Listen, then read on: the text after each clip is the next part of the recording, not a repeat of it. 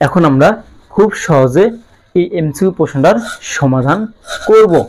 দেখো আমাদের প্রশ্নে কি বলছে, একটা চিত্র দেওয়া আছে এবং বলছে চিত্রে কোণ এ বি সি ইকুয়াল কত। তো দেখো এ বি সি কই আমাদের, এই যে এ বি সি মানে এই কোণটার মান কত। তো দেখো আমরা কিভাবে এটা খুব সহজে বের করব। দেখো এই কোণটার মান আছে কত, 120 ডিগ্রি। তো দেখো আমরা জানি সরলকোণের মান কত, 180 ডিগ্রি। তো দেখো এই কোণটা আমাদের কি সরলকোণ পুরোটাই, তো সরলকোণের মান কত, 180 ডিগ্রি, 180 ডিগ্রি। তো দেখো পুরোটা মান যদি কি হয় আমাদের 180 ডিগ্রি হয়, তাহলে দেখো এই মানটা কত আছে, 120। তো দেখো 180 থেকে যদি আমরা কি করি 120 বাদ দিই, তাহলে অবশ্যই আমরা কি পাবো, এই যে এইটুকুর মানটা পাবো।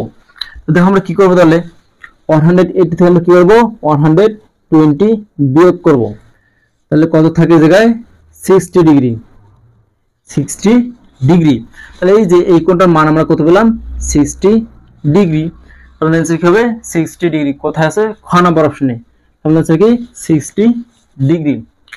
আশা করি সবাই বুঝতে পারছেন। আর অবশ্যই ভিডিওটা শেয়ার করে দিবেন যেন অন্যরাও শিখতে পারে। সবাইকে অসংখ্য ধন্যবাদ।